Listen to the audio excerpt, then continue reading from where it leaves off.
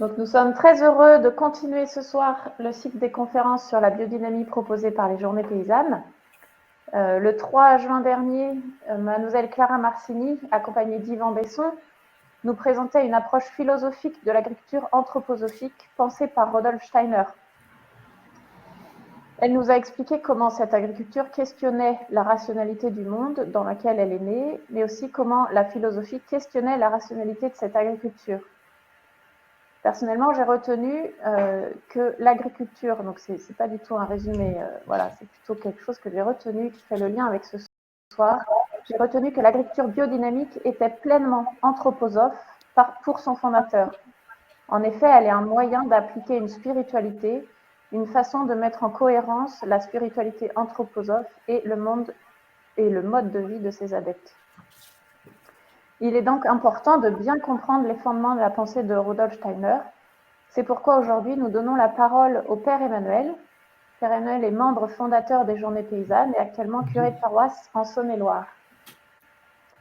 Il est membre actif de notre groupe de réflexion sur la biodynamie et s'est proposé de lire et analyser pour nous la science de l'occulte de Steiner. Avant de lui donner la parole, il nous semble important de redire quelques mots sur la nature de ce cycle de conférences, même si ce sera des redites pour certains. Le cœur de notre question est de savoir si la pratique de l'agriculture biodynamique est compatible avec notre foi catholique, notre foi en un Dieu incarné en Jésus, notre foi en un Dieu créateur. Autrement formulé, existe-t-il un risque spirituel à pratiquer l'agriculture biodynamique ? Un travail de recherche a commencé il y a quelques années par un petit groupe des Journées paysannes qui s'est élargi petit à petit. Et cette année, nous avons identifié le besoin de prendre le temps d'écouter des personnes qui avaient déjà réfléchi de façon poussée sur la question, chacun avec leur regard propre, philosophique, théologique, agronomique. Il ne s'agit pas de la pensée des Journées paysannes, pas plus que celle de l'Église. C'est un éclairage documenté du sujet. Les intervenants comme les participants ont des regards et avis divers de la question. Cela nous invite à une vraie écoute et à poser toutes nos questions. Ces conférences sont sur invitation car le temps de diffuser largement les échanges n'est pas encore venu. Il ne s'agit pas non plus d'un débat.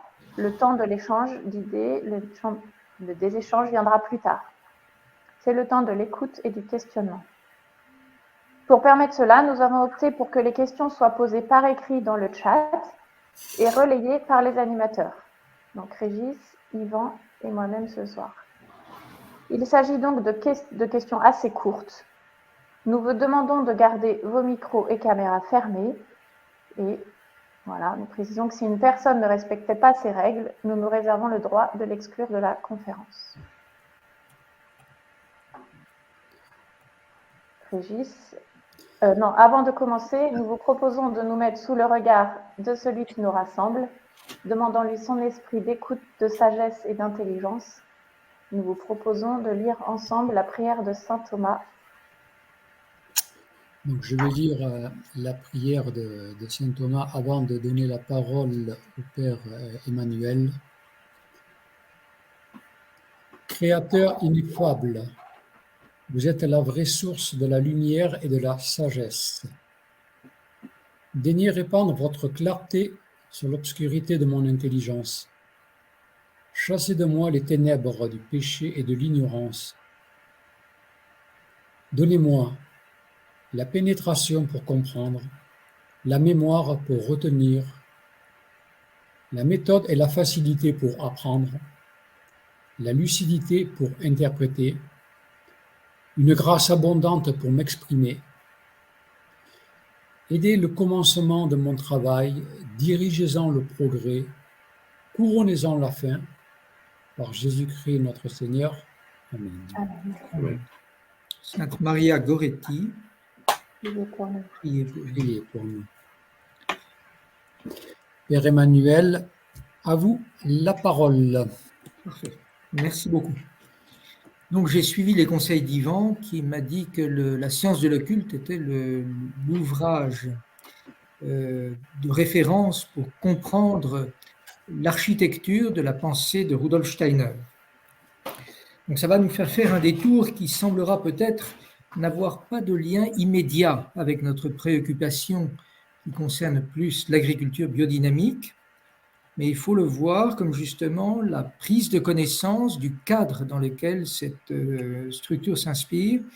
Et je vais essayer d'établir autant que possible une comparaison critique entre les différents aspects de cette pensée qu'il évoque et de notre foi catholique, ainsi que de la philosophie sur laquelle s'est édifiée la théologie catholique, platonicienne en partie, aristotélicienne.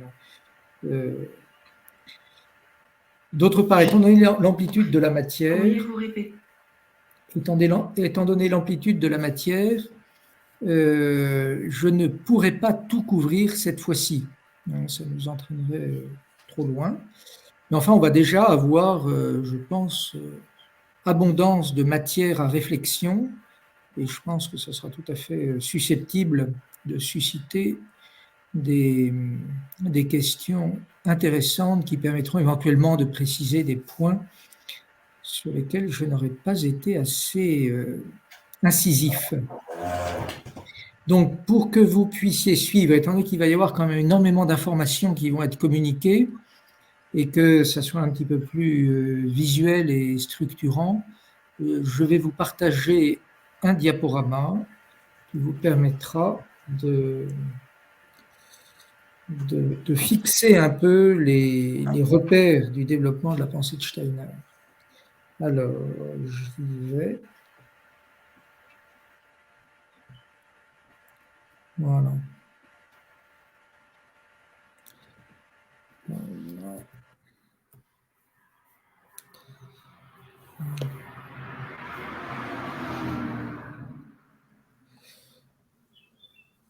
Donc, normalement, ça doit être bon.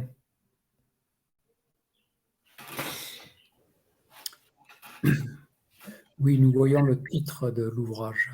Voilà, exactement.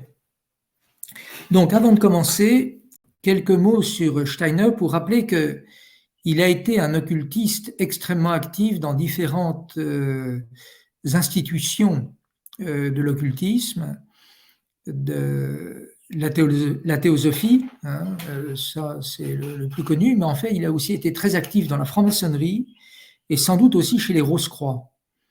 Dans la franc-maçonnerie, il a été fondateur d'une loge à Berlin, la loge Misraïm Memphis, et ensuite il a été à l'initiative de l'essaimage de cette loge dans de nombreuses villes en Allemagne et dans la sphère germanique.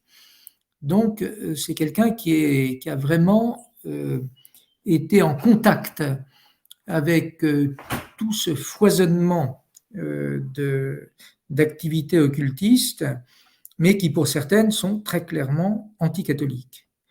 Donc, c'est important de savoir qu'il se trouvait tout à fait à l'aise et qu'il a obtenu la confiance des membres de ces institutions et qu'il en a été un participant et un protagoniste très actif.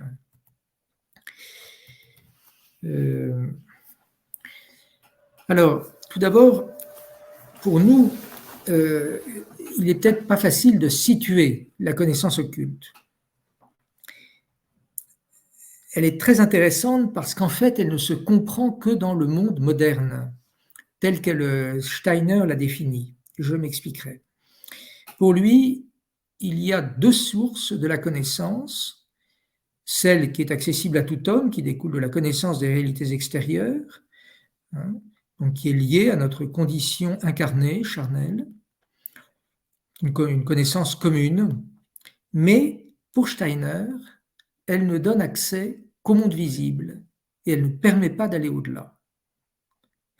Tandis qu'il y en a une autre pour lui, qui est en quelque sorte parallèle, qui est une source autre, qui est une source purement immanente, hein, qui découle d'une connaissance immédiate d'un monde invisible. Et alors, étant donné les rapports qui existent selon lui entre le monde visible et le monde invisible, alors cette connaissance du monde invisible est la seule qui permet de saisir l'intelligibilité profonde du monde visible. On pourrait se dire que c'est vrai aussi pour un chrétien ou pour un philosophe qui découvre l'existence des réalités spirituelles, mais nous verrons que c'est d'une manière assez différente. Alors, ces deux connaissances, qu'on pourrait considérer comme parallèles, établissant une sorte de dualisme dans l'homme entre sa dimension organique, sensible, et sa dimension spirituelle, en fait, sont très étroitement liées. Alors, d'une part, parce que le monde visible et le monde invisible, dans leur existence même, sont liés. Steiner, on le verra tout à l'heure, considère que le monde visible est une concrétion, une espèce d'émanation du monde invisible. Donc, si en effet, la connaissance occulte seule permet d'accéder au monde de l'esprit, elle est donc la seule voie qui permet de dépasser le sensible. Cependant, étant donné cette correspondance qu'il décrit assez abondamment dans son ouvrage entre le monde de l'esprit ou des esprits et le monde sensible, donc correspondance qui est sous-tendue par un lien causal, eh bien, lorsque les réalités occultes sont dévoilées à une intelligence droite, elle devient capable de saisir la vérité de ces vérités occultes, de cet enseignement occulte, même si elle-même n'a pas encore accédé à cette connaissance occulte, qui est une connaissance complètement directe, qui, par certains points, fait penser à la réminiscence de Platon. Vous avez remarqué, sans doute, que ce rapport est en fait celui qui existe dans la théologie chrétienne entre les réalités révélées et la connaissance théologique.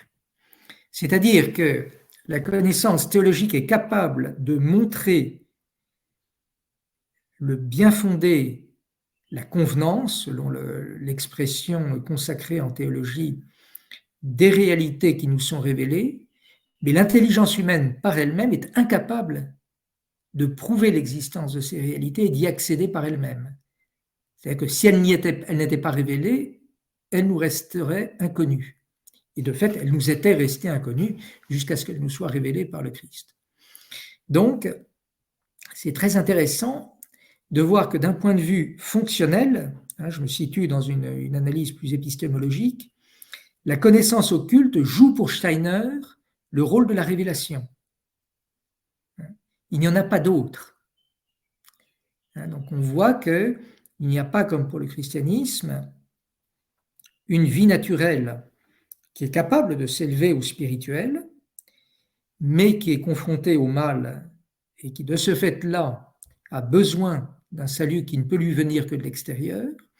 Mais pour Steiner, il y a une vie naturelle qui est liée au seul monde sensible, et ensuite, par l'introspection et par l'accès à la connaissance occulte et la connaissance de l'occulte, eh bien, la possibilité de découvrir une autre dimension cachée de ce monde, occulte précisément.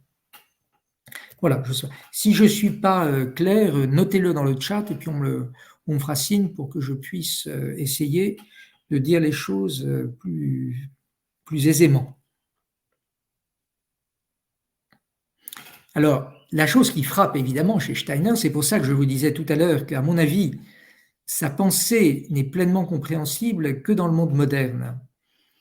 C'est qu'il est exclu apparemment la possibilité d'une connaissance philosophique, c'est-à-dire qui part des sens et qui accède aussi au spirituel par elle-même. Alors, quelle est la grande différence entre cette connaissance philosophique et la connaissance de l'occulte, cette connaissance spirituelle, selon Steiner? C'est qu'en fait, la connaissance philosophique est transmissible. Elle s'appuie sur des expériences, sur des raisonnements démonstratifs, sur une connaissance des principes et des causes. Elle a donc une capacité probante qui la rend enseignable et communicable. Tandis que la connaissance de Steiner, étant donné que c'est une connaissance immédiate, à la limite non verbalisée, de la réalité spirituelle, eh bien, elle n'est pas communicable. Et donc, tout l'enseignement, un peu d'ailleurs comme chez Platon, va consister à éveiller et à mettre l'interlocuteur, le disciple, en condition pour qu'il puisse par lui-même à un moment accéder à cette connaissance. Donc évidemment, on voit ici qu'il va y avoir une relation très très différente entre dans l'enseignement et l'objet de ce qui est enseigné. Voilà, donc, comme je vous le disais, d'un point de vue structurel, la connaissance occulte joue chez Steiner un rôle comparable à la révélation dans la vision chrétienne. Donc ça, on l'a vu. Alors le deuxième point, c'est ça, il y a un parallèle fort, il me semble, avec la réminiscence platonicienne. Alors là, c'est un point aussi très très important à considérer, le moi humain, ce qu'il considère en fait comme étant un peu ce que nous appellerions le centre spirituel de l'être humain, est considéré comme une goutte du divin. Il prend l'image, si vous voulez, du corps et du monde sensible qui est comme une espèce d'éponge qui absorbe la goutte. Et la goutte est toujours là, mais elle est dans l'éponge, et donc elle informe l'éponge, elle lui donne une dimension spirituelle. Et ça, c'est l'être humain. Et vous remarquez que l'être humain n'est pas au divin, considéré dans son ensemble, comme dans le même rapport que la création à la créature, que la création au créateur. La goutte, c'est une partie, et c'est une espèce de partie indifférenciée. Et donc là, il y a quelque chose qu'il faudra préciser, sur lequel je ne suis pas encore absolument assuré dans mon interprétation de la pensée de Steiner, de savoir si effectivement il doit être considéré comme un émanationniste en opposition à un créationniste. Et je pense qu'étant donné les influences qu'il a reçues par la théosophie de la pensée orientale, et en particulier hindouiste et bouddhiste, je pense qu'il est émanationniste. C'est-à-dire qu'en fait, il y a le but, c'est une espèce de communion indifférenciée avec l'esprit originel. Voilà. Alors, d'un point de vue historique, je serais curieux de savoir comment il interprète tous les penseurs qui nous ont précédés et qui ont parlé de la dimension spirituelle sans jamais se réclamer de l'occultisme, et au contraire en s'appuyant uniquement sur leurs réflexions philosophiques. Alors, éventuellement, il peut le considérer qu'en fait, ils étaient des occultistes plus ou moins sans le savoir. J'en sais rien. Là, j'ai une question que je pose. Peut-être que des personnes qui connaissent mieux Steiner que moi pourront éclairer. Donc, nous allons maintenant regarder son anthropologie, qui va justement nous permettre de comprendre la réalité tout à fait fondamentale. Quel est le but de l'existence humaine? Alors on prend là les choses qui sont un peu choquantes et en fait qui sont pas si choquantes que ça. C'est les termes qui sont très déroutants, les corps physiques, éthériques et astral. En fait, il considère l'homme selon des composantes dont certaines sont données au point de départ, en quelque sorte, si vous voulez, l'homme en friche, qui a tout ce qu'il faut pour devenir un homme accompli, mais qui, lorsqu'il se reçoit dans l'existence, est encore un être imparfait, incapable par lui-même d'atteindre le but pour lequel il existe. Donc le corps physique correspond assez directement à notre corps physique, le corps éthérique correspondrait assez bien à l'âme végétative, le corps astral à l'âme sensible, et le moi, pour nous, ça serait assez proche de l'esprit, donc le nous aristotélicien, oui. L'intellect. Donc il y a une correspondance, alors il est très friand de correspondance. Hein. La pensée de Steiner est très homothétique entre l'homme, le monde visible, le monde invisible. Il y a toujours des correspondances profondes entre même la structure de l'évolution et la structure anthropologique. Tout est en correspondance. C'est assez intéressant. On peut trouver des éléments correspondants dans la pensée grecque avec l'homme comme microcosme. Donc c'est assez fécond. Simplement, il le fait d'une manière qui est sans doute assez différente de celle à laquelle nous sommes habitués. Et on verra que ça n'est pas exempt de critique. Le corps éthérique, oui, c'est ça. Bon, voilà. Alors le moi, donc, c'est ce qui gouverne l'ensemble. Alors, ça, c'est une chose intéressante qu'on évoque moins souvent, c'est qu'en fait, les trois organismes, il existe en parallèle des trois corps, trois organismes psychiques qui en sont indissociables. Hein, donc, l'âme,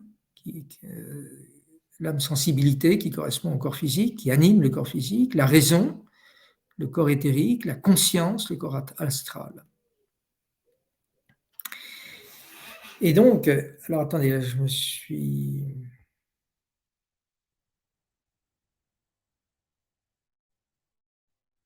Voilà, j'ai inversé les diapos, excusez-moi.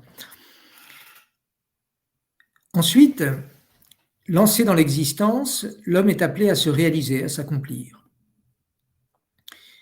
Cet accomplissement va consister en une emprise progressive du moi, qui est la dimension la plus profonde de l'être humain, sur les autres dimensions de son existence. La première emprise sera sur le corps astral, qui devient alors le moi spirituel, et nous avons là la 8e entité. Ensuite, il y a le corps éthérique, qui lorsqu'il est soumis au moi, on verra, et ça s'opère par la transformation du caractère, devient l'esprit de vie, et le corps physique, lorsqu'il est saisi par le moi, devient l'homme-esprit, et c'est l'achèvement de la transformation spirituelle de l'homme. Donc vous voyez que l'accomplissement de l'homme se réalise des parties les plus hautes vers les parties les plus basses. Et c'est la partie charnelle, la partie corporelle, qui est a priori la plus difficile à unifier et à spiritualiser. Donc quand je dis qu'il est constitué de 7 éléments, c'est sans considérer les 3 âmes, âme, sensibilité, la raison et la conscience. En fait, donc, il y a 10 composants de l'homme, qui sont structurés, donc ils ne doivent pas être séparés les uns des autres.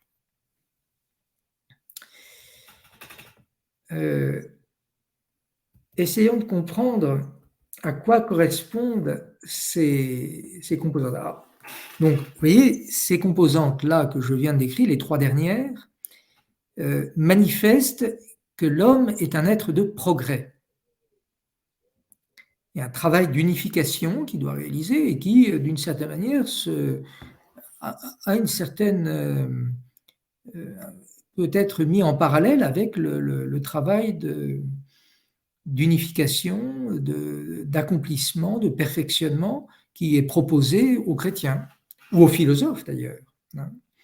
Mais nous allons voir que c'est une manière assez différente.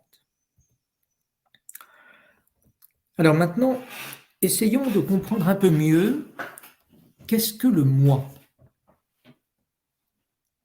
Alors il lui donne plusieurs noms, c'est l'esprit de l'homme aussi, et c'est là qu'il utilise la comparaison de la goutte d'eau par rapport à l'océan. Pour lui, par exemple, dans le sommeil, l'esprit est en contact direct, enfin notre esprit est en contact direct avec l'esprit avec un grand E, et parce qu'il est séparé du corps éthérique et du corps physique. Et l'esprit peut donc, en quelque sorte, retourner à une espèce, ce qu'on pourrait appeler une contemplation directe, non consciente, ce qui est un petit peu particulier, mais pas inintéressant, qui lui permet de puiser à ce qu'il appelle les formes essentielles, Donc là, on a quelque chose, une influence platonicienne très nette. Et que lorsque le sommeil prend fin, il peut alors imprimer l'effet bénéfique de ces formes dans les différents corps qu'il compose, ce qui provoque, selon lui, le repos. Et donc l'alternance veille-sommeil est en fait une alternance dans laquelle l'esprit, dans le temps de la veille, cherche à spiritualiser ses dimensions corporelles, et dans le temps du sommeil, se ressource directement dans une connaissance immédiate mais non consciente auprès de l'esprit primordial. Voilà. Alors vous remarquez qu'il y a quand même dans cette approche-là, l'esprit qui est humain, qui est comme une goutte d'eau du grand esprit, une saveur très fortement panthéiste. Et il n'y a pas de différence radicale entre le créateur et le créé. Donc là, si vous voulez, je crois qu'on a l'un des points de rupture les plus fondamentaux avec la vision chrétienne. Alors c'est plus difficile avec la philosophie parce que la notion de création n'existe pas vraiment telle qu'elle en philosophie. Donc et là, il y a quelque chose de très important. Et donc je pense qu'il y a une consonance beaucoup plus forte avec les philosophies et les religions orientales.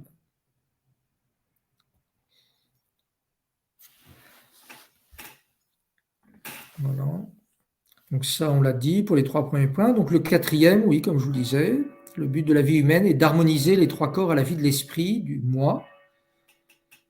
Alors c'est ça qui est intéressant, de telle sorte qu'à travers les activités humaines externes, le moi puisse discerner l'esprit et le monde des esprits qui est présent partout, puisque, comme je vous le disais au début, pour lui, le monde visible est une espèce de concrétion du monde spirituel. Alors, vous remarquerez que tous les termes qu'il emploie, émanation, concrétion et autres, sont des termes symboliques. C'est-à-dire qu'en fait, il n'arrive pas à créer un langage ou à utiliser et développer un langage technique qui lui permette de comprendre la différence radicale du monde spirituel par rapport au monde visible. Il y a là, je crois, une grosse limite de sa pensée. Et il y a d'autres éléments qui sont convergents avec cette idée et qui montrent que dans le fond, on a l'impression que sa spiritualité est une fausse spiritualité. Il n'atteint pas vraiment ce qui caractérise la vie spirituelle.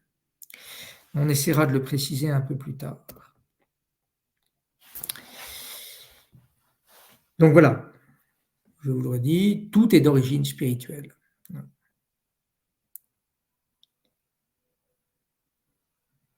Et le but de la vie humaine est de parvenir à vivre de toutes les dimensions de son être et de la substance du monde environnant dans la pleine conscience de son origine. C'est pour ça que, si vous voulez, le terme souvent utilisé, c'est la prise de conscience.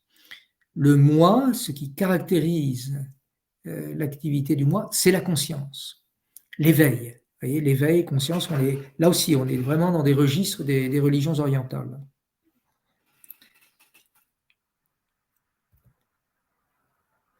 Alors, si on fait le parallèle avec le bonheur et la sainteté, philosophiquement, le but de la vie humaine est simple, c'est vivre selon la justice, dans un rapport vraiment avec son origine, Dieu, et dans la contemplation, et avec ses semblables dans l'amitié. Donc le bonheur humain, pour vivre dans la justice, repose d'une part sur la vertu de sagesse contemplative, qui est d'ailleurs constitutive même du bonheur et de l'exercice de la justice, puisque c'est par elle que nous sommes reliés d'une manière vitale à Dieu, humainement parlant. La vertu de prudence, qui permet de discerner le bien à la lumière de la connaissance de sagesse. la force qui permet d'obtenir les biens difficiles, donc dans la persévérance et l'abnégation, c'est une chose qui n'est pas du tout étrangère à l'anthroposophie. Et la tempérance, donc, qui permet de mesurer l'usage des biens agréables en vue des biens les plus éminents, qui ne s'obtiennent que dans l'exercice de la force. Donc ça, si vous voulez, c'est un résumé hyper concentré de la structure, disons, philosophique du bonheur humain.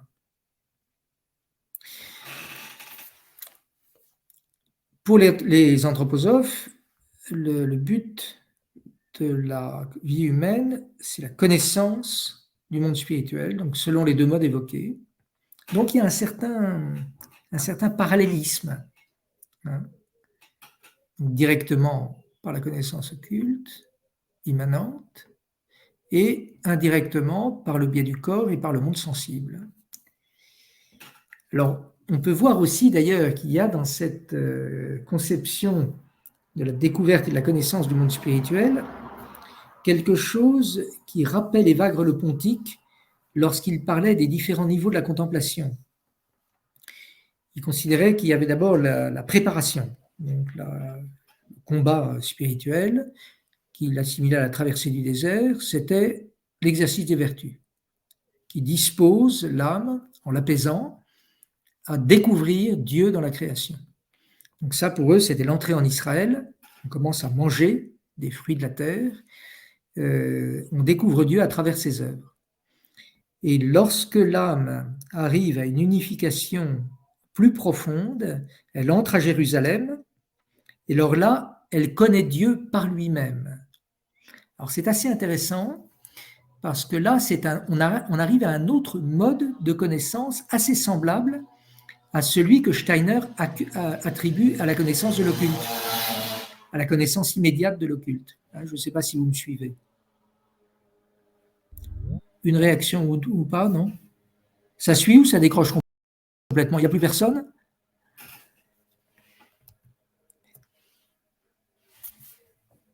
Ah non, je me parlais, tout ça.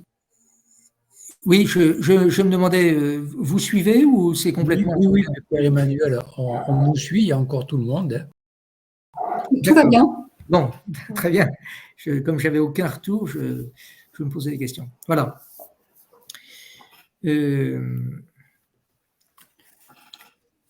Alors, il est notable qu'il existe pour Steiner indéniablement un effort, et même un effort considérable, que l'homme doit consentir pour réussir à spiritualiser les trois éléments fondamentaux de son humanité, donc les trois corps, physique, éthérique et astral, pour en faire en quelque sorte des instruments qui lui permettent de s'unir au monde des esprits en toutes choses. Donc là, il y a, là aussi, si vous voulez, vous trouvez un certain parallèle entre les différents chemins spirituels, mais évidemment, tout diffère par le but. C'est pour ça qu'à mon avis, on peut quand même parler d'une morale anthroposophique. Il y a une certaine différence entre le bien et le mal, nous le verrons d'ailleurs d'une manière très clairement exprimée un peu plus tard. Mais par contre, ce qui n'apparaît jamais, c'est que la relation personnelle n'est pas du tout centrale. Elle n'est pas essentielle. Et ça, c'est très intéressant. On a l'impression que l'accomplissement est en quelque sorte recherché pour lui-même. Le but n'est pas une communion personnelle, ça peut être éventuellement une forme de communion intellectuelle. Et il se dégage, si vous voulez, de cette différence qui n'est jamais exprimée comme telle, la recherche d'une forme de plaisir assez égoïste, même s'il considère que le cheminement anthroposophique demande de lutter en premier contre l'égoïsme. Alors, il faudra voir dans quel sens. Alors, vous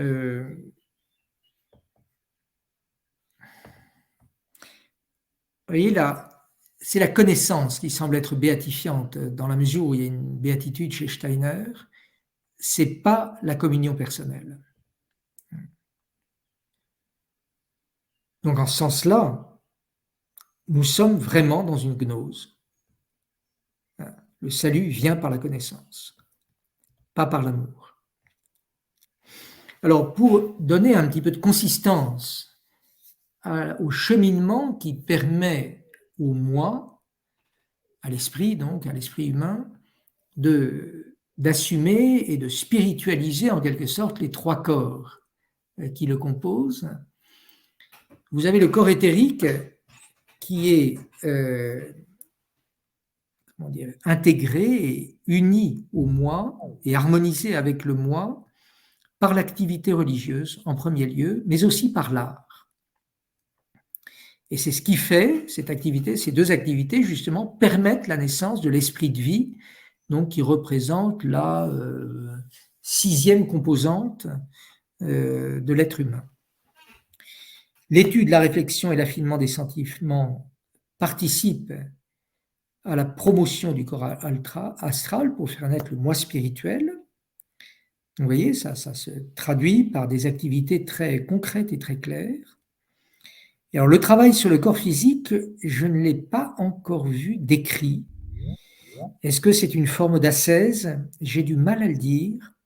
Est-ce que ce serait lié à l'eurythmie? Peut-être, mais en même temps, l'eurythmie relève plutôt de l'art, donc elle serait plutôt liée à l'unification avec le corps éthérique. Donc là, il y a quelque chose sur lequel je ne suis pas très au point. Alors dans tous les cas, si le travail sur le corps physique produit l'homme-esprit, qui est l'accomplissement de la démarche spirituelle de l'homme, puisque selon Steiner, si vous voulez, la conquête en quelque sorte des dimensions corporelles se fait du plus élevé, de l'astral, au plus simple et au plus charnel, le corps physique.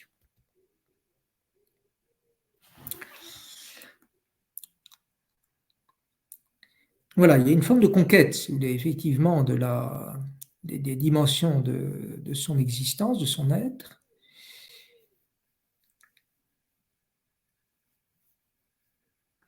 Et il y a effectivement, alors ça serait à creuser, justement pour mieux en saisir les différences, il y a une certaine similitude avec la conversion de l'intelligence, la métanéia, et la conversion des mœurs, l'épistrepsis, qui conduisent à la sainteté sous la motion des dons de l'Esprit Saint. Donc là, il y a quelque chose d'assez intéressant qui mériterait d'être approfondi et qui montre à quel point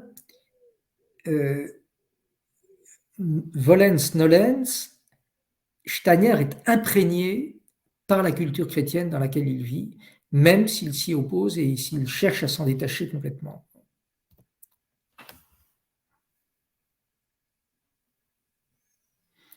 Voilà, alors là, je crois que vraiment, on touche le point central, c'est que l'anthroposophie recherche un accomplissement personnel, le chrétien recherche la communion de charité avec Dieu et le prochain.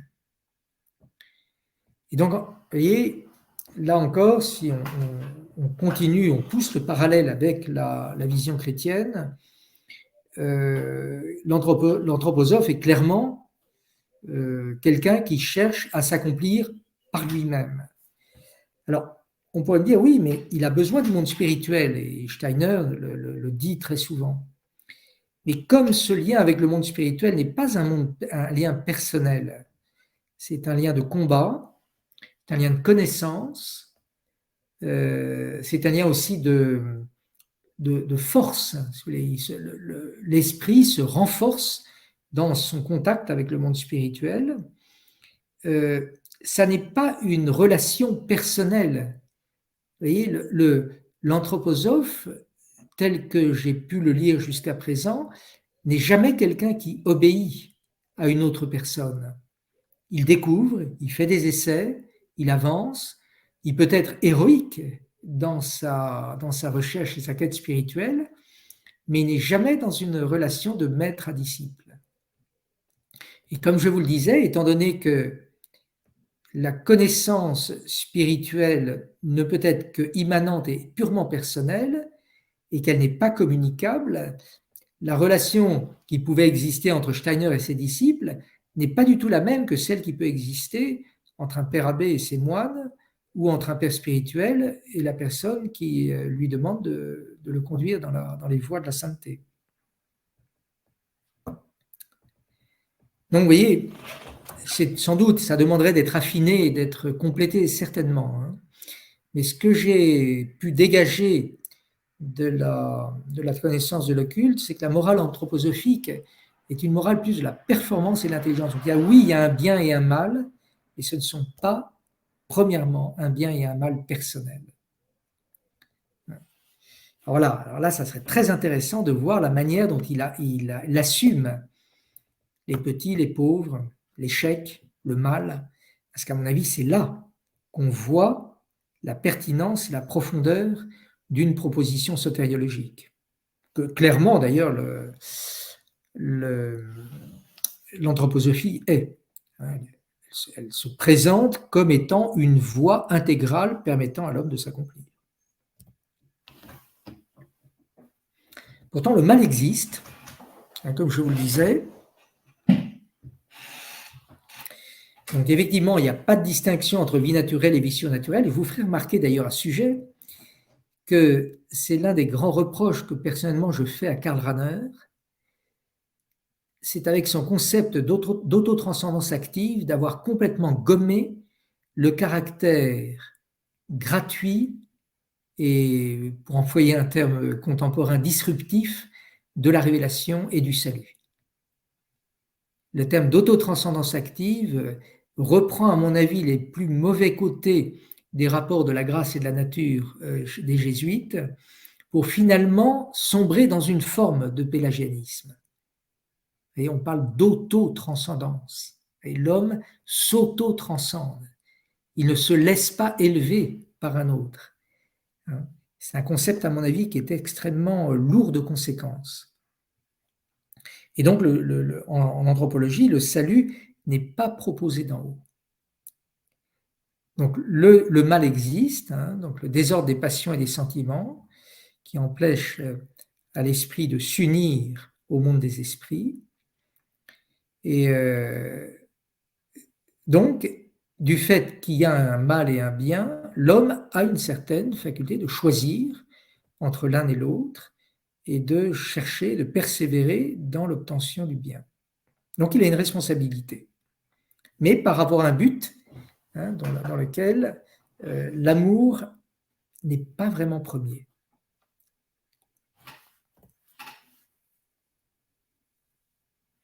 Alors ça aussi, c'est une chose très intéressante que j'ai complètement découverte dans la connaissance de l'occulte, c'est qu'il établit un parallèle, mais on va le voir plus tard, donc je ne vais pas m'étendre là-dessus, mais je le dis juste et puis on l'approfondira tout à l'heure.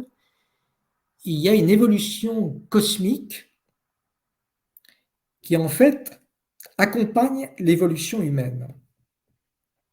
Alors je note en passant, et à mon avis ça pourrait faire un sujet de thèse absolument passionnant, qui serait très intéressant, dans la mesure où Steiner visiblement assume certaines conclusions scientifiques de son époque, de voir dans quelle mesure les découvertes nouvelles n'ont pas complètement bouleversé la vision scientifique sur laquelle il s'appuie et remis en cause fondamentalement sa vision anthroposophique. Ça serait vraiment intéressant. Alors, il y a eu pour lui, si vous voulez, des évolutions de la Terre, il y a même des réincarnations de la Terre, et qui ont permis l'apparition progressive des différents niveaux de l'homme, les 4 niveaux qui sont donnés à la naissance. C'est-à-dire qu'au début, ceux qui allaient devenir l'homme étaient purement physiques, un corps physique. Et puis la deuxième réincarnation, c'est adjoint un corps éthérique. Et puis à la troisième réincarnation de la Terre, c'est adjoint plutôt un corps astral. Et à la quatrième réincarnation de la Terre que nous vivons actuellement, c'est adjoint le moi. Donc la dimension probablement spirituelle, et c'est là qu'apparaît l'homme qui avant n'était qu'une ébauche d'être humain. Et alors, il ajoute que à chacune de ces réincarnations de notre planète, il y a une élaboration des parties de ce qui va devenir l'homme qui s'opère et qui se perfectionne. C'est-à-dire que celui qui a eu le plus de temps pour se perfectionner, finalement, c'est celui qui est apparu le premier, c'est-à-dire le corps physique. Et il considère que le corps physique est un état de perfection et d'accomplissement beaucoup plus avancé que l'esprit qui est apparu seulement maintenant, qui est encore très imparfait et qui est complètement chamboulé par le bouillonnement désordonné des passions dont il parle à plusieurs reprises. Et donc il envisage des stades futurs de la réincarnation de la Terre, dans laquelle l'esprit va acquérir une maturité beaucoup plus grande et que ce désordre intérieur des passions et des désirs s'apaisera, s'ordonnera et permettra à l'homme de connaître une perfection et une puissance spirituelle beaucoup plus grande. Alors, ce qui est intéressant, c'est pour ça que j'en parlais dans le cadre du thème du bien et du mal, c'est que dans ce cadre, il y a un désordre assez radical dont l'homme n'est pas maître, dont il n'est pas totalement responsable, qu'il ne peut que partiellement dominer. On n'est pas, et l'homme ne maîtrise pas tout. Et ça, je crois que c'est un élément très important qui doit être bien pris en compte. Alors, je vous parlais justement de l'identification du mal moral. Elle est donnée là, à travers une vision très simple. C'est que donc, vous avez le corps qui désire les biens corporels, c'est dans l'ordre des choses, c'est normal. L'esprit qui désire des biens spirituels, c'est dans l'ordre des choses, c'est normal. Mais lorsque l'esprit commence à désirer des biens corporels pour eux-mêmes, et de ce fait-là se détourne des biens spirituels, alors il y a un désordre qui se traduit ensuite après la mort par une grande souffrance, qui pourrait d'ailleurs se comparer, qu'il appelle le feu dévorant, qui pourrait se comparer au purgatoire, et dans lequel l'esprit est purifié par le fait qu'il est consumé par ce désir qui ne peut plus s'accomplir puisqu'il n'est plus lié à un corps sans lequel ce désir est impossible à assouvir. Vous voyez, là encore, on retrouve des éléments de la théologie chrétienne qui sont complètement désarticulés de leur vision globale et intégrés dans une réalité complètement différente, ce qui fait que pour quelqu'un qui a une connaissance insuffisante de sa propre tradition chrétienne, il peut considérer qu'il s'y retrouve. Il n'y a pas de il n'y a pas de rupture. Alors, par rapport à ce combat vis-à-vis du mal, donc ce mal, c'est-à-dire le désir par l'esprit, le désir immodéré par l'esprit des réalités matérielles, ou alors le mal qui serait lié à cette imperfection dans laquelle notre esprit existe aujourd'hui, on voit qu'il y a une vision totalement différente de ce que la foi nous donne. La foi nous dit qu'aujourd'hui, tout le mal moral qui existe dans le monde vient de l'homme. Et vient de l'homme parce qu'il se laisse séduire par la tentation et le péché. Que cette tentation vienne d'ailleurs de l'adversaire, ou alors qu'elle vienne tout simplement de notre faiblesse spirituelle et de notre propre désordre intérieur. Ça veut donc dire que si l'homme s'appuie vraiment sur la charité, il a tout ce qui lui est nécessaire pour pouvoir lutter victorieusement contre ce désordre. Et donc, la foi nous propose un objectif immédiat qui correspond pour Steiner à une évolution qui va se réaliser sur des cycles qui dépassent complètement notre échelle de temps. Et en ce sens-là, on retrouve la grande critique de saint Thomas par rapport à la réincarnation, qui était de ruiner le fondement de la vie morale. Puisque je pourrais m'améliorer plus tard, pourquoi m'améliorer maintenant? C'est si fatigant. Alors, je vous disais que la grâce nous permet de lutter victorieusement contre toutes les formes du mal moral, mais si on en croit les prophètes de l'Ancien Testament, qui nous parlent des grands cataclysmes qui arrivent parce que l'homme commet des actes contraires à sa vocation, ces péchés qui crient vers le ciel et qui appellent les grands cataclysmes. Comme Amos, par exemple, qui parle des tremblements de terre comme le mouvement de la terre qui voudrait se débarrasser du poids de l'humanité, qui est comme une espèce de parasite sur le pelage d'un animal. Si donc il y a une mystérieuse corrélation entre la vie morale de l'homme et l'harmonie terrestre, rien ne nous empêche de penser que si chacun recherchait la sainteté autant que la grâce l'en rend capable, l'homme retrouverait cette seigneurie qui lui a été confiée par Dieu sur la terre et que de nombreux désordres sur la terre disparaîtraient du fait de cette harmonie spirituelle retrouvée avec Dieu, avec son prochain, et cette harmonie s'épanouirait dans une harmonie avec le monde naturel. Alors bien sûr, ça scientifiquement, c'est quelque chose que je suis tout à fait incapable de vous prouver, mais il y a peut-être des pistes intéressantes qui sont données justement par, d'une part, la notion d'aura, qui a été repris avec l'auréole de sainteté, qui exprime qu'il y a comme un rayonnement perceptible par le monde physique de l'homme qui a atteint sa plénitude spirituelle et qui a peut-être, c'est une hypothèse que j'émets, bon, ce sont des recherches qui en sont encore à leur balbutiement, qui a peut-être un lien et une forme d'incarnation avec la découverte de la puissance de l'électromagnétisme dans le vivant, qu'avait commencé à découvrir le professeur Luc Montagnier. Voilà, c'est un aparté, un appendice qui est détachable de l'ensemble, mais qui nous fait comprendre que la perspective chrétienne, finalement, ne rentre pas dans cette vision de cycle très long sans lesquels l'homme peut atteindre sa perfection, mais nous dit la perfection, la sainteté, elle est pour maintenant.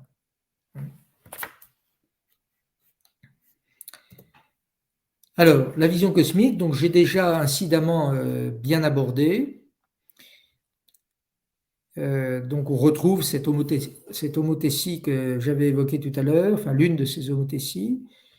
Les 4 parties données de l'homme sont en fait le fruit de l'élaboration de 4 réincarnations de la Terre. Alors c'est un peu, ça vous perd un peu, c'est un petit peu d'ailleurs comme les corps, parce que c'est assez perturbant d'appeler corps des réalités qui ne sont pas physiques. Mais la Terre a pris des noms différents au cours de ces réincarnations, Saturne, Soleil, Lune et Terre.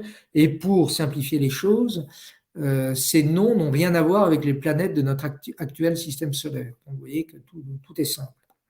Enfin bon, une fois qu'on a compris le code, c'est bon. Et il y a au cours de chacune des incarnations l'apparition d'une composante avec, comme je vous le disais, une évolution des composantes entre chaque incarnation, ce qui fait que le corps physique a connu déjà, en est à sa 4e évolution, le corps éthérique en est à sa 3e, le corps astral en est à sa 2e, et le moi en est à sa 1re. Raison pour laquelle, selon Steiner, il est très désordonné, et vous voyez que c'est une manière de gommer le fait que le désordre spirituel de l'homme est le fruit de son choix. Vous voyez que c'est par sa faute que l'homme en est arrivé là où il est. Lui le voit comme une ébauche imparfaite en cours d'élaboration. Donc la notion de chute originelle n'a pas de sens dans l'anthroposophie, Et raison d'ailleurs pour laquelle, puisqu'il n'y a pas de chute originelle, il n'y a pas de salut, il n'y a pas de sauveur plutôt.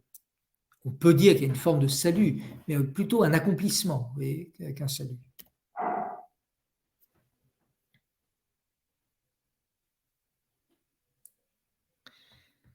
Donc la réincarnation est très clairement affirmée, c'est même l'un des éléments tout à fait centraux de la réflexion de Steiner. Il voit, d'ailleurs dans une tradition qui est assez semblable à celle qu'on trouve dans la philosophie grecque et dans le christianisme primitif, qui s'est assez bien conservé dans le monachisme, le sommeil est considéré comme une petite mort. Il est complis, on récite le cantique de Siméon qui remet sa vie à Dieu. Donc avant d'aller dormir, on chante le cantique de Siméon parce que voilà, on perd le contrôle, on ne sait pas si on se réveillera le lendemain. Mais lui considère que entre chaque mort et chaque réincarnation, il y a un intervalle dans lequel il y a une maturation spirituelle. Alors d'une part, cette purification que j'ai évoquée tout à l'heure, qui correspondrait un peu à notre purgatoire, c'est assez intéressant d'ailleurs parce qu'il parle aussi d'une période pendant laquelle le corps éthérique est encore lié au corps astral et au moi, et il considère que cette période dure aussi longtemps que la similitude entre le corps éthérique et le corps physique est suffisante. Alors je ne sais pas si c'est parce que le corps éthérique perd de sa puissance et qu'à un moment, il n'est plus en harmonie avec le corps physique, ou si c'est parce que le corps physique se détériore, se corrompt, et que cette harmonie disparaît, que le corps éthérique, ne pouvant exister sans le corps, disparaît à son tour. Ça, je n'ai pas bien vu comment il articulait la chose. Toujours est-il qu'il y a cette période-là. Alors c'est très intéressant, parce qu'il y a des traditions religieuses, dont le catholicisme d'ailleurs, ont considéré que la période des 40 jours était une période dans laquelle l'âme était séparée du corps, mais encore sur terre. Et on l'a gardé dans la tradition des messes de quarantaine célébrées pour les défunts. Quand des gens, par exemple, sont morts dans des circonstances dramatiques, eh bien, elles peuvent rester sur terre beaucoup plus longtemps parce qu'elles demandent l'intercession et la prière des vivants. Et c'est ce qui a donné, si vous voulez, les fantômes. Alors, j'ai des histoires assez savoureuses sur ces questions-là, assez impressionnantes même. Mais il y a là une tradition qui est assez intéressante et qu'on retrouve effectivement. Je sais que Frédéric Lenoir l'avait évoqué à propos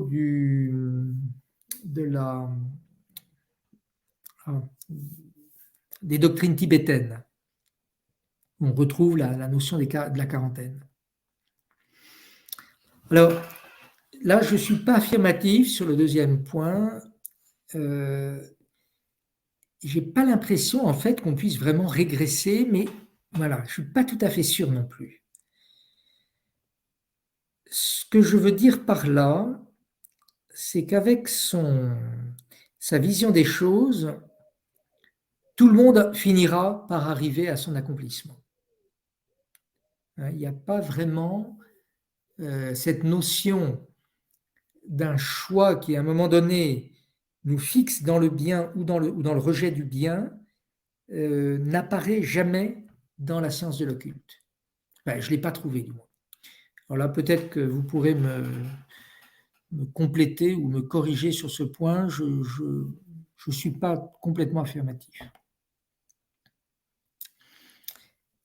Alors, toujours dans les homothéties entre le monde physique et le monde spirituel, il considère qu'il y a plusieurs parties dans le monde spirituel, que d'une manière métaphorique, il compare la Terre, donc ce sont d'une certaine manière les idées en soi, voilà, l'idée du cheval, l'idée de la montagne, l'idée du chêne, etc. Donc c'est les objets, c'est les réalités, disons, substantielles. Ensuite, la mer. Alors la mer représente le flux vital. C'est ce qui anime, c'est ce qui coule partout, c'est voilà. L'atmosphère qui représente les sensations, joie, extase, peine, douleur, passion. Et puis une quatrième qui est fournie par les pensées. Alors les pensées, comme je l'évoquais avec Yvan avant-hier, sont hypostasiées. Les pensées sont des substances, ce sont vraiment des réalités qui existent et qui transforme le monde. Hein, vous voyez cette corrélation constante, mais tellement différente de celle qui est développée par et la philosophie grecque, platonicienne surtout, et surtout aristotélicienne d'ailleurs, et la philosophie et la théologie chrétienne. Il y a comme une espèce de... Oui, on est beaucoup plus proche, si vous voulez, du monde des idées de Platon. L'un est là, mais l'un est là parmi des millions d'autres choses. Alors, ce sont les remarques acerbes du jeune Aristote sur la crasse en soi et les aberrations auxquelles mène cette espèce de correspondance matérielle entre le monde physique et le monde des pensées. Alors, vous remarquez, bien sûr, que ces 4 éléments correspondent aux 4 parties de l'homme. Corps physique, corps éthérique, corps astral et le moi. Alors, la lumière est le 5e élément. Voilà. La sagesse dans son essence pure et originelle. C'est assez intéressant. Alors, il y a un 6e élément que je n'ai pas encore compris. Il dit qu'il en parle plus tard, je ne l'ai pas repéré. Alors, toujours dans cette correspondance qui me fait dire que la pensée anthroposophique est une pensée faussement spirituelle, de même qu'on constate dans l'être humain une foule de désirs contradictoires qui déchirent l'être humain, qui le conduisent à faire le mal, qui l'empêchent de trouver son unité et d'être source d'unité autour de lui, mais le monde spirituel lui aussi est rempli. Alors il parle d'ombres noires et démoniaques. Et alors c'est intéressant parce que ces ombres noires se nourrissent du mal auquel les hommes cèdent. Ce qui veut dire qu'il y aurait comme une espèce, c'est ce qu'il appelle le feu dévorant. Et c'est ce feu-là d'ailleurs qui purifie, selon lui, lorsque, après la mort, le corps astral est justement dépouillé de ces 3e désirs qui le portent vers des réalités pour lesquelles il n'est pas fait.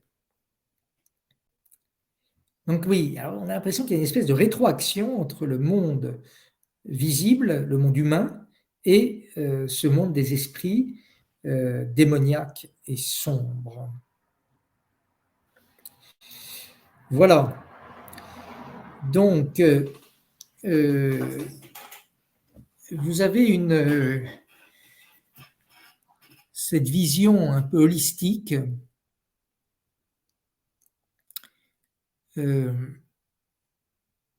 qui repose sur des éléments pris à des tas de réflexions et de pensées liées à la tradition occidentale, philosophique, à la tradition chrétienne, aux traditions orientales, aux traditions ésotériques, et qui forment ce tout qui est très structuré, mais qui n'est pas sans faiblesse et sans contradiction interne assez forte. Il y a des éléments qu'on n'a pas abordés ici qui demanderaient une étude un petit peu plus poussée, mais qui seront très intéressants. C'est que sa division entre les parties de l'homme, de mon point de vue, est complètement incohérente. Vous ne pouvez pas séparer le désir de la connaissance. Le désir est directement lié à la connaissance. J'aime le chocolat parce que j'ai connu le goût du chocolat, que ce goût est bon et qu'il m'attire. Et donc, si on sépare la puissance cognitive de la puissance désirante, on arrive à des aberrations, etc. Vous voyez, on pourrait souligner des tas d'autres points dans lesquels il reprend des éléments qui ont été élaborés par les courants philosophiques divers, mais il les désarticule d'une manière qui finalement leur fait perdre leur réalité. Alors, pour conclure, par rapport à notre histoire d'agriculture, est-ce qu'on peut utiliser la théosophie, l'agriculture biodynamique? Ça ne va pas nous aider d'une manière immédiate. Ça nous montre clairement que l'anthroposophie est une gnose radicalement incompatible avec la foi chrétienne, non seulement la foi chrétienne, mais je pense aussi avec une approche philosophique saine. Le simple fait de nier que la connaissance humaine soit capable d'accéder à l'existence de l'esprit par elle-même, me semble disqualifier l'anthroposophie d'entrée de jeu. Ensuite, ce qu'il faudra étudier, et c'est ce que je disais d'ailleurs, j'avais un peu l'intuition dès le point de départ,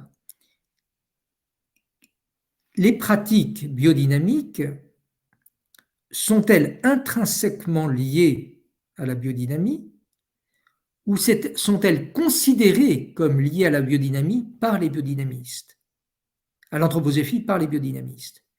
Là, il y a une question qui se pose, et donc là, le discernement reste entier.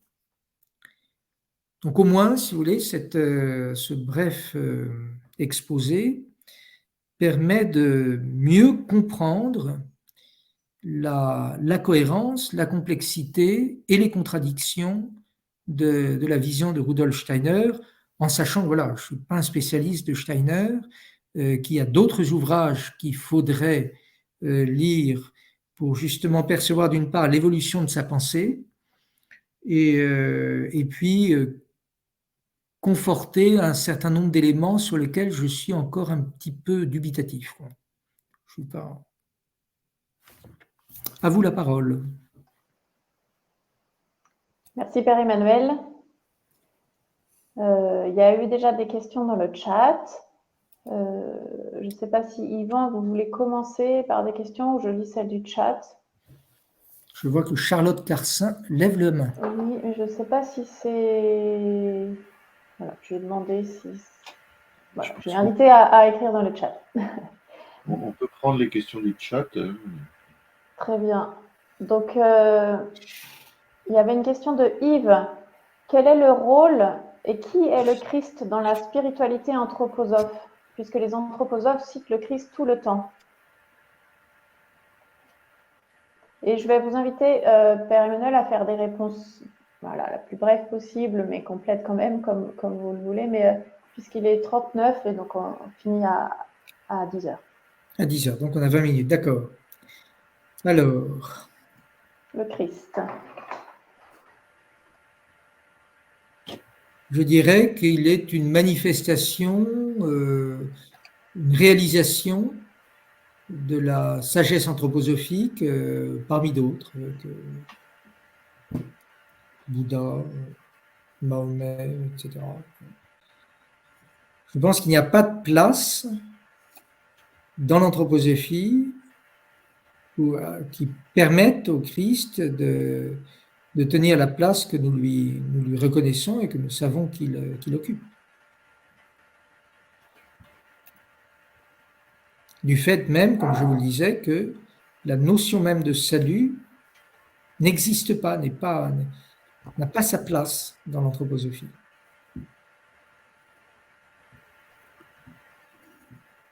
Est-ce que ça est clair? C'est ce qu'on avait écrit, je crois, qu'on avait tous en soi, par ce travail d'accomplissement, la capacité de devenir un Christ. Alors c'est intéressant parce que cette affirmation est en quelque sorte dans l'Écriture. Vous êtes des dieux. Vous êtes participants de la nature divine. Vous avez la vie éternelle. Vous êtes fils de Dieu. Mais nous le sommes par le Christ. Alors que pour Steiner, nous le devenons par la réalisation de notre vocation humaine en fonction des forces qui sont en nous, initialement, par nature. La notion de grâce n'a pas de sens dans l'anthroposophie. Pas plus que celle de sauveur. Voilà, c'est ce qui me semble. Régis? Oui, il me semble que quand Steiner parle du Christ, pour lui, ce n'est pas le Fils de Dieu, donc sauveur, rédempteur de l'humanité, ce n'est pas du tout ça. C'est un des grands initiés de l'humanité. C'est l'impression que ça donne en lisant Steiner. Effectivement, il parle du Christ en bien, parfois, mais ce n'est pas du tout... D'ailleurs, le mot Christ, il met un autre sens que nous. Voilà. Alors, c'est intéressant, toutes ces personnes, justement, qui essayent de récupérer le Christ, ils le louent, pour beaucoup, pour certains, mais ils n'écoutent pas ce qu'il dit. C'est-à-dire qu'en fait, ils le réduisent à ce qu'ils veulent bien qu'il soit. Et il y a là une imposture, une véritable imposture. Si vous voulez considérer que le Christ est quelqu'un de bien et finalement ensuite affirmer et proposer une voie qui est en contradiction complète avec ce qu'il propose, si vous voulez, ça peut tenir pour la personne qui n'y connaît rien. Mais dès que vous avez un tout petit peu la connaissance de la doctrine du Christ, vous sentez, vous connaissez, vous savez qu'elle est incompatible avec la proposition anthroposophique. Une question de Jacques. S'il y a un rayonnement possible de la sainteté sur le monde physique, comment maintenir la distinction entre matière et esprit, distinction que vous soulignez inexistante dans l'anthroposophie? Oui.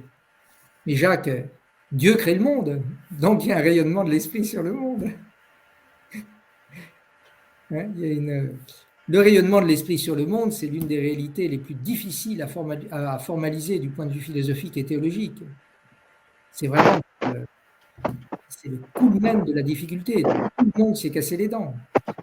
Les platoniciens, pour éviter de salir Dieu, ont introduit les démiurges, avec toutes les contradictions que ça induit. Et au lieu finalement de résoudre le problème, ça l'a plutôt compliqué. Mais c'est vrai que c'est très très compliqué de comprendre la relation entre le spirituel et le matériel. Mais la création est la preuve que le spirituel influe sur le matériel, sur le visible. Et l'autre preuve, c'est chacun d'entre nous. Je veux exprimer ma joie, je souris. Ce sont mes lèvres, mes zygomatiques qui agissent, c'est corporel. Et pourtant, j'exprime quelque chose d'intérieur. Il y a donc une influence du spirituel sur le physique. Donc, bien sûr qu'il y a une influence du spirituel sur le physique. Bien sûr. Vous voyez, l'aura, je crois, était l'une des expressions, des perceptions que les anciens avaient, et de ces personnes qui font du bien autour d'elles, mais même physiquement. C'est vrai qu'il y a des personnes auprès desquelles on se sent bien. Elles vous mettent à l'aise, elles vous détendent, elles vous permettent de donner le meilleur de vous-même. Il y en a d'autres qui vous tendent, qui vous rendent nerveux, qui vous crispent, vous vous sentez agressé. Et ça, c'est pas seulement biologique. Alors vous pourrez me dire, et ce n'est pas complètement faux, il y a aussi une dimension purement animale. Vous connaissez l'épisode assez étonnant de cet ours qui s'était approché d'un campement pour se nourrir de quelques chiens de traîneau qui dormaient là. Et il y a un chien de traîneau qui a senti l'ours approcher et qui lui a fait une véritable fête. Ça a été filmé, donc on sait que c'est vrai. Et l'ours, devant ça, a joué avec le chien et est reparti sans le bouffer. Ce sont des animaux. Et pourtant, il y a eu effectivement un renversement de l'intention de l'ours à cause du comportement du chien.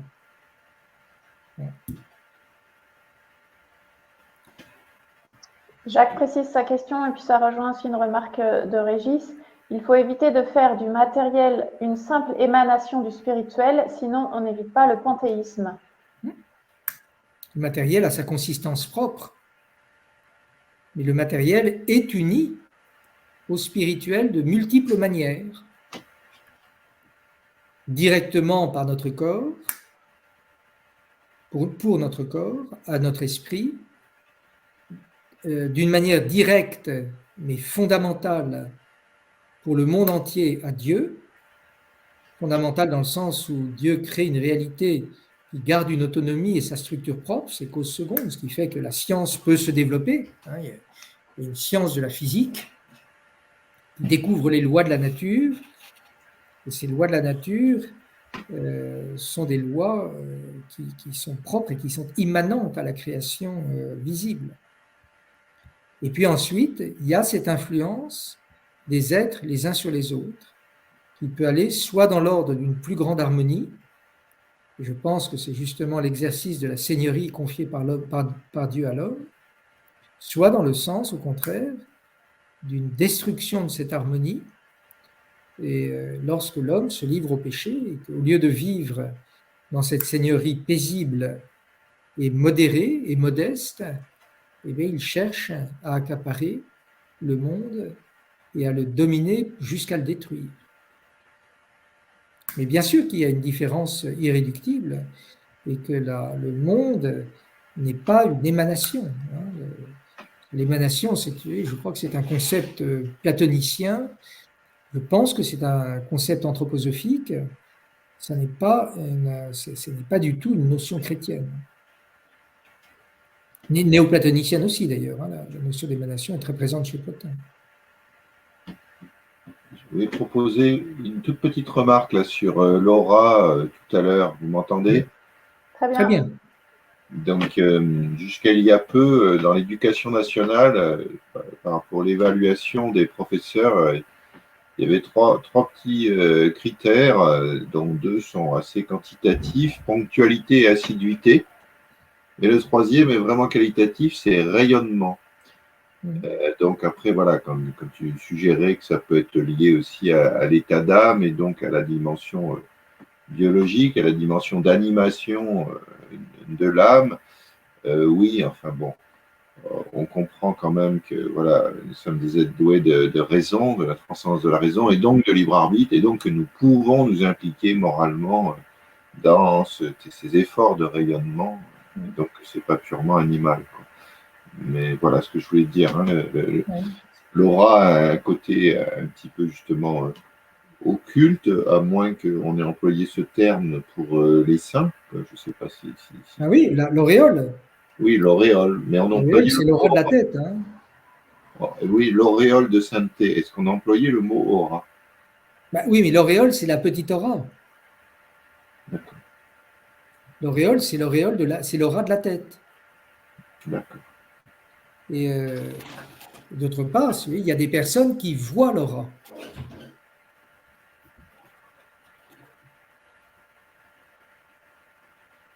Alors peut-être que c'est une sensation, c'est physique.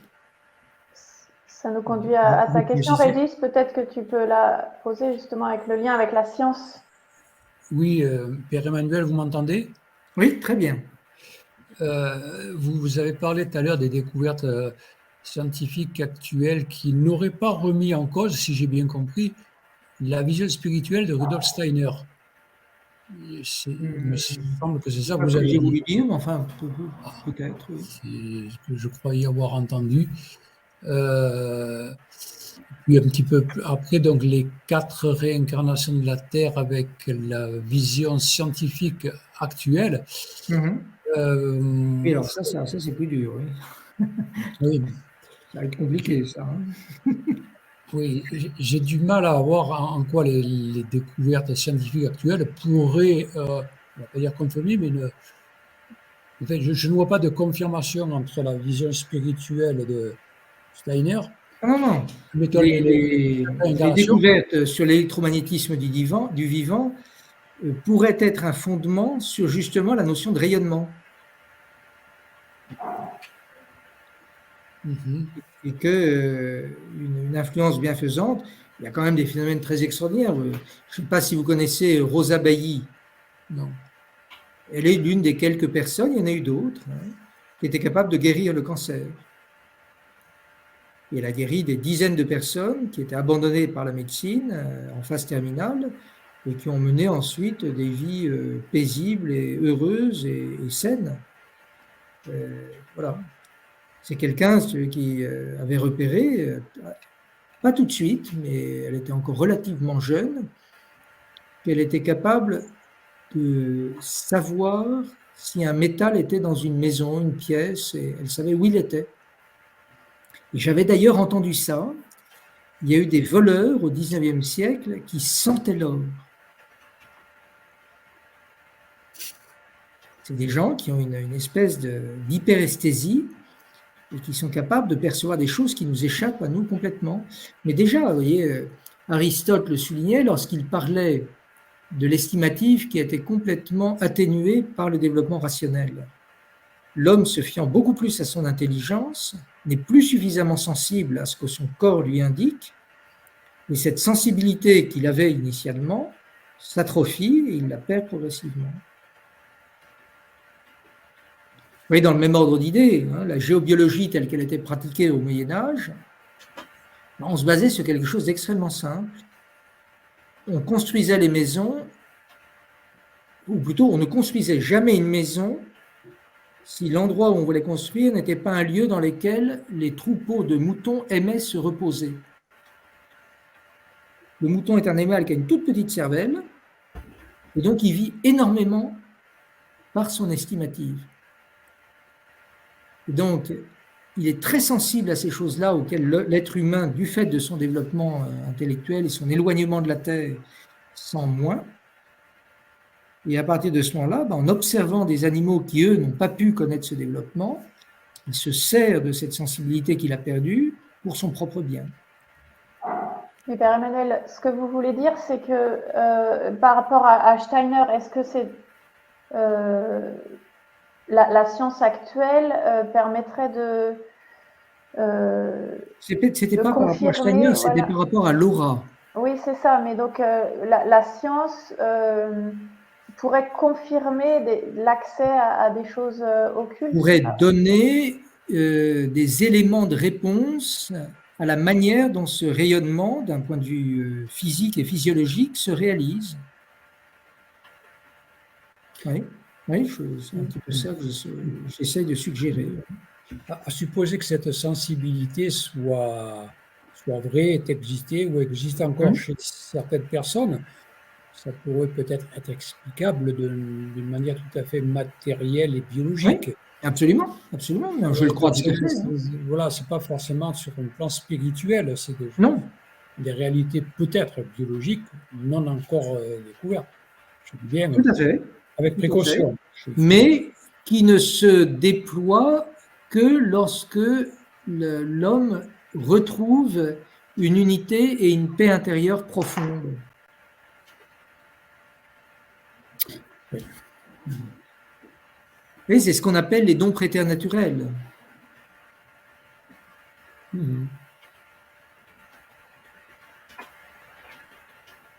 il y a des gens qui sont capables de sentir votre état si vous êtes triste, gai, même si vous ne le montrez pas sur votre visage. Il y a des gens capables de le sentir très vite.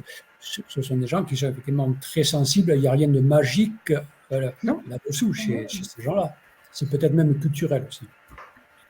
Et le fait, par exemple, qu'il y ait des personnes, vous voyez, qui vous détendent et qui vous mettent à l'aise, ou alors dans un cas encore plus extrême, quand quelqu'un vraiment vous guérit. Et ce n'est pas un don qui a été transmis, c'est quelque chose qu'elles ont découvert comme ça. Là, vous avez quelque chose qui dépasse la simple perception. Vous avez un pouvoir d'agir, un pouvoir de bien agir, de bien faire. Oui. On approche de l'heure. En effet, 5 minutes. Je voulais revenir sur votre dernière question qui rejoint notre questionnement de départ. Les pratiques biodynamiques sont-elles toutes liées à l'anthroposophie? Je ne sais plus comment vous avez formulé la question. On y avait en partie répondu lors de la première conférence avec Clara Marcini et Yvan Bessot. Quand on examine ne serait-ce que le cahier des charges des biodynamistes, c'est une référence à 100% à l'anthroposophie. C'est le point qu'on appelle parfois l'agriculture biodynamique, l'agriculture anthroposophie, qui est bien la biodynamie, c'est l'application à l'agriculture de la philosophie, de la spiritualité, de l'anthropologie. Même si, à côté de ça, c'est ce qu'ils disent. On peut dire c'est certaines vérités du biodynamisme, mais les spécificités, par exemple, l'emploi des préparations, c'est une spécificité à 100% biodynamique, et c'est même la seule chose qui est obligatoire dans le cahier des charges de Méter ou Biodim pour avoir la mention biodynamique. Donc, à mon sens, il y a bien une liaison très étroite entre la biodynamie et l'anthroposophie. L'agriculture biodynamique est bien une émanation de l'anthroposophie, comme les écoles Waldorf en sont une autre, et comme sur différents secteurs de la société, il y a des des applications de l'anthroposophie.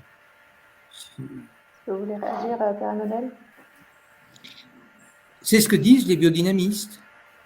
Ensuite, il faut voir si ce qu'ils disent est vrai. Est-ce qu'effectivement, les pratiques spécifiques à la biodynamie, d'une part, sont efficaces? C'est la première question qu'on peut se poser. Je me souviens quand on avait discuté avec Thomas et Charlotte Carcin, ils n'en étaient pas vraiment convaincus. Lorsque j'avais été voir aussi François Péloquin, c'était pas non plus pour lui quelque chose de vraiment convaincant. Il me disait qu'il connaissait des gens pour lesquels, indiscutablement, les pratiques biodynamiques spécifiques à la biodynamie apportaient une plus-value conséquente à leur travail agricole. Donc ça, c'est la première question. Et ensuite, la deuxième question, c'est savoir si ces pratiques ont en elles-mêmes un lien avec la biodynamie. Ce n'est pas parce qu'un occultiste découvre une vérité et qu'il dit c'est une vérité occultiste que c'est une vérité occultiste. C'est une vérité, elle appartient à tout le monde. Si c'est une vérité. Vous voyez, Saint Augustin allait piquer les idées chez les hérétiques, chez les philosophes, chez les païens, etc.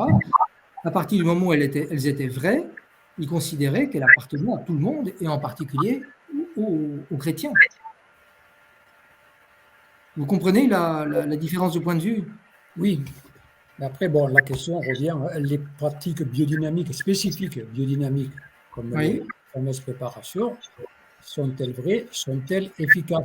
Évidemment, il y a Première question. aussi des gens qui n'en sont pas convaincus. Voilà, ça c'est la première question à dire. Mais alors là, je pense que Véronique Chable pourra nous apporter des éclairages très intéressants. Et la deuxième question ensuite, c'est de savoir si elles sont efficaces, d'où vient leur pouvoir? Est-ce que ce sont des pratiques naturelles qui peuvent parfaitement s'expliquer scientifiquement et qui n'ont aucune relation intrinsèque avec la biodynamie? Ou alors est-ce que ce sont des pratiques qui font appel à des forces spirituelles? Et alors dans ce cas-là, évidemment, ce sont effectivement des pratiques occultes.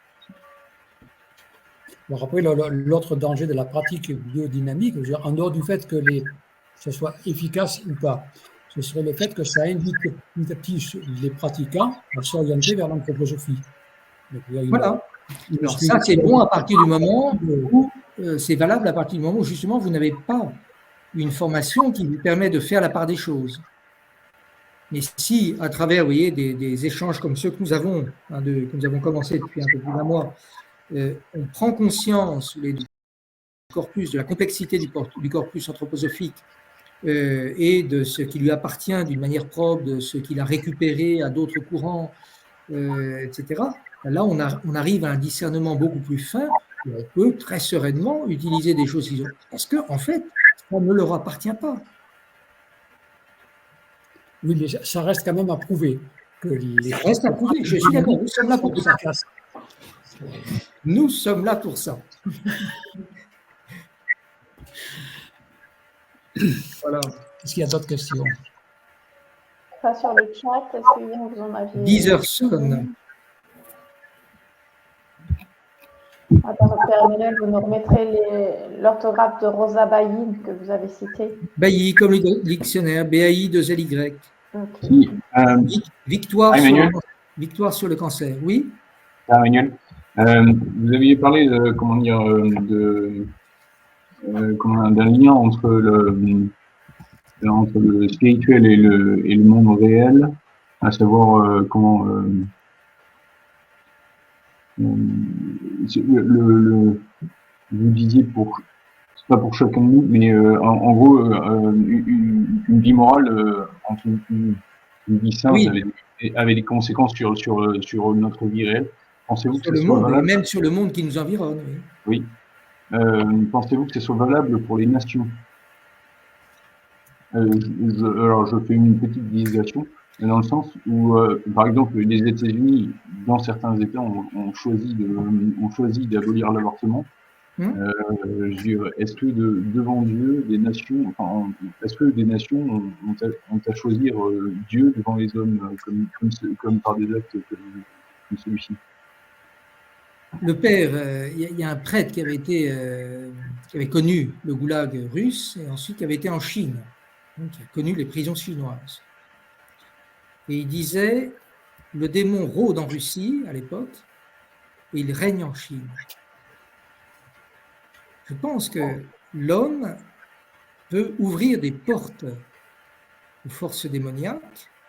Et quand on est dans une société qui a fait des choix aussi contraires à la justice et à la loi divine que les nôtres, comme l'avortement, le divorce,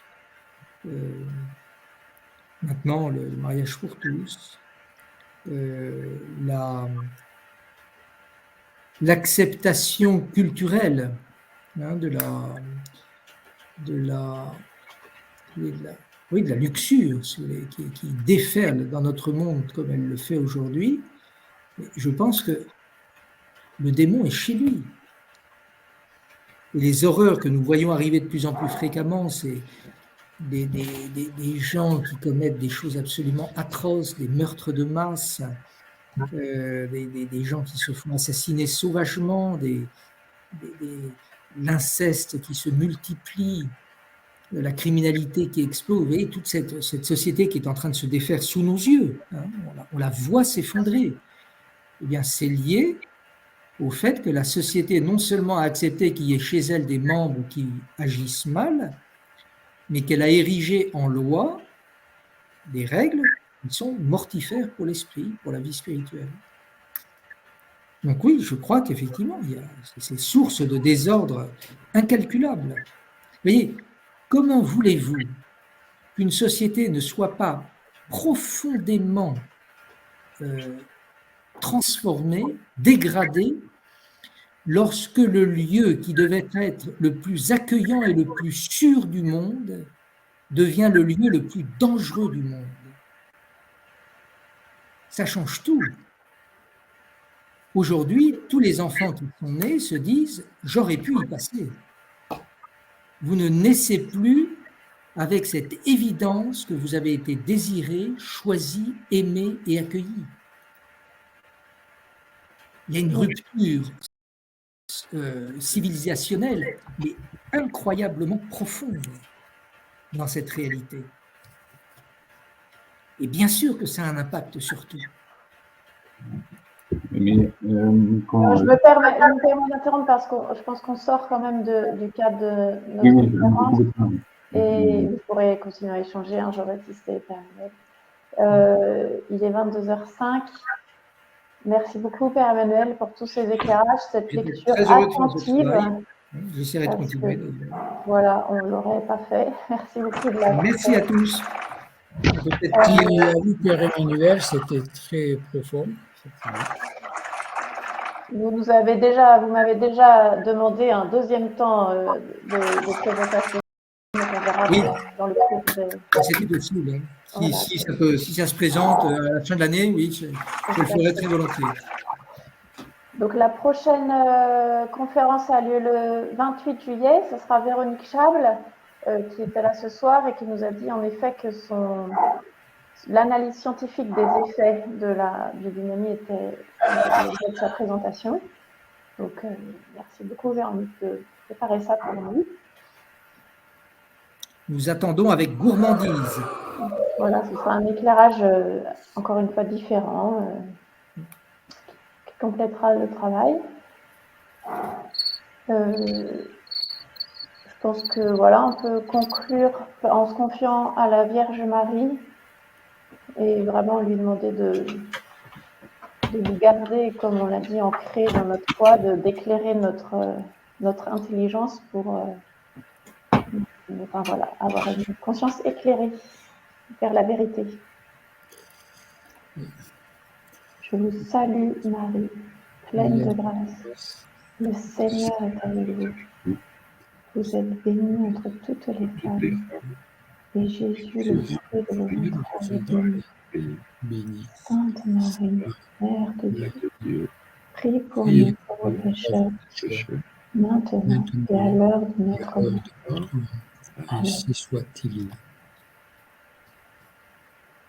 Eh bien, rendez-vous fin juillet. Bonsoir. Merci beaucoup à tous. Bonsoir. Merci Père Emmanuel. Merci Hélène. Bonsoir.